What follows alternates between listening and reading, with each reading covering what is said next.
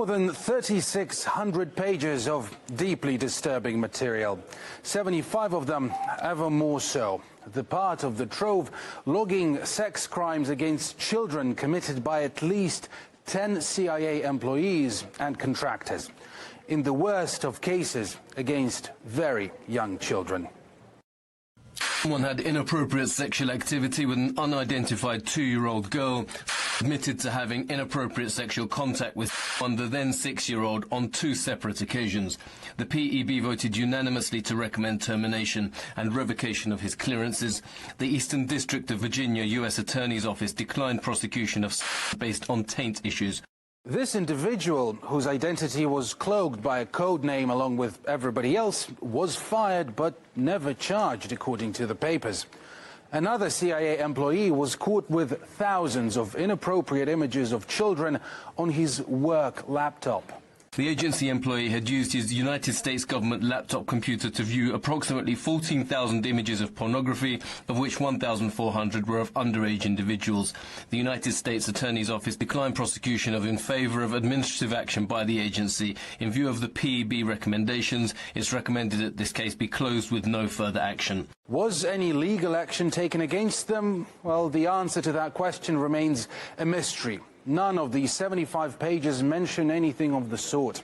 They do mention a CIA contractor, though, who crawled into the darkest corner of the internet and thought he was seducing a child.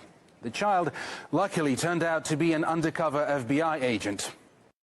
Allegedly solicited an undercover essay from the FBI in an online chat room in an attempt to travel interstate for the purposes of having sex with what he believed to be an underage child. The case is being closed. The agency terminated the contract with the individual, and again, apparently no further action was taken. Yet they say they take such crimes very seriously. While we cannot comment on the reasons why specific cases were declined, we do take very seriously any allegation that our prosecutors declined a potential case based on an improper assessment of the relevant factors. And it took years for these papers to even become public and reveal that apparently the CIA badge is a real-life equivalent of a get-out-of-jail-free card, even for the worst of crimes. Well, we've sent requests to both the CIA and the U.S. Attorney's Office for Virginia to get their comments about these cases. If we hear back, we will, of course, tell you what they say. Well, let's talk now to former CIA analyst John Kiriakou. Welcome to RT. The child abuse claims in these documents are shocking enough. What do you think about in terms of the cover-up that this document suggests as well? I don't think there's any surprise here at all. You know that phrase, shocked but not surprised? That's how I felt when this news broke. The CIA is a very, very sexualized organization, and they're very good at covering up crimes. All they have to do is say sources and methods. All they have to do is say that they want to protect classified information. And so, as you said a moment ago, CIA officers and contractors can commit the most heinous crimes, crimes against children, and not be prosecuted. Why do you think it's taken so long for these incidents to even be revealed? Where are the whistleblowers in this? Well, that's a good question. There are no whistleblowers. There should have been whistleblowers at every step of the way. And the reason why it took so long for this news to finally see the light of day is because the CIA fought it in court. Jason Leopold, a journalist for the U.S. news organization BuzzFeed, filed more than 12 Freedom of Information Act requests and filed 3 separate lawsuits before this information was finally freed up and made public just a couple of days ago. Jason did a great public service in donating the information and all the documents to WikiLeaks. So the information is there now for everybody to see it. But the reason why we didn't know about this any earlier is that there was no whistleblower and the CIA would not allow the information to be released. Some of the suspects in this document have even admitted to their crimes. People are going to be very surprised as to why there's been no legal process from that they haven't been brought to justice if they've admitted to something so heinous. Yes, it's called gray mail.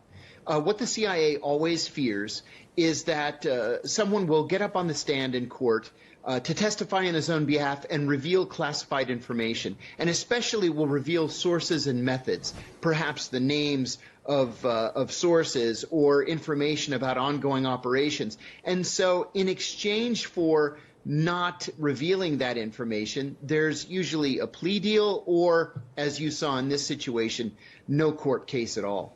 Well, now that these, even though they're heavily redacted documents, now they're out in the open, now that there is this exposure, do you think that at least opens the door to some sort of justice redress? I doubt it.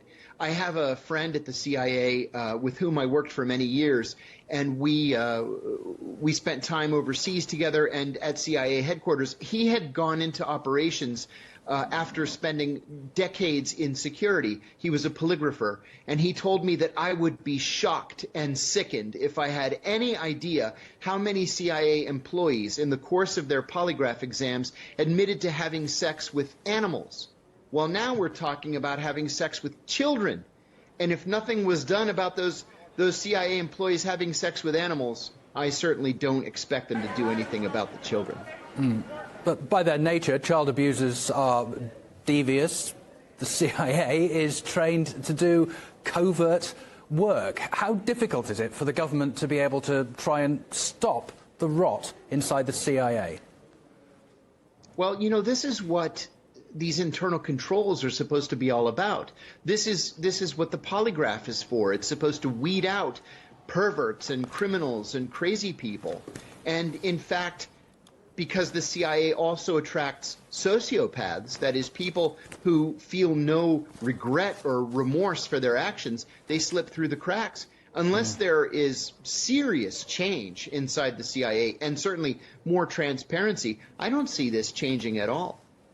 Certainly a troubling time, isn't it? OK, John Kiriakou, former CIA analyst, thanks for joining us on RT. My pleasure.